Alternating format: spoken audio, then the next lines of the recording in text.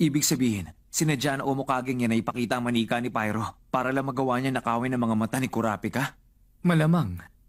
Libangan niya kasi mangolekta. Para lang sa isang karumal-dumal na libangan, ginamit ng kaibigan ko. Yung tinalo ko dati na Omokage para maging bagong number 4 sa grupo, isa lang din siyang manika. Ano? Kung ganun, bakit mo hinayaan na? Bakit ko siya hinayaan mabuhay, ganun ba? Hindi pa ba halata ang bagay na yun ngayon? Dahil nakakaliw siya, yun lang naman. Nakakapanghinayang naman kung tatapusin ko siya ng ganun lang. Baluktot pa rin ang pag-iisip mo tulad ng dati. Bakit mo naman naisip na ibahagi ang impormasyong yan sa amin? Bakit ko naisip? Dahil ang grupo niyo ni Gon, masasarap na prutas na hindi pa nahihinog.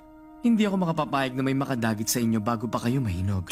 Ginawa pa kami panghimagas ng baliw na to.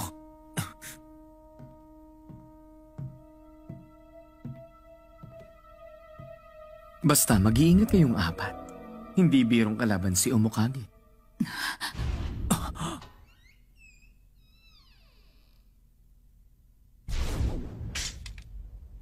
Ikaw, ang lakas din ng loob mong ipakita yung pagmumukha mo sa akin dito. Pagkatapos ko pa naman buhayin muli si Uvogin, yan ang sasabihin mo sa akin?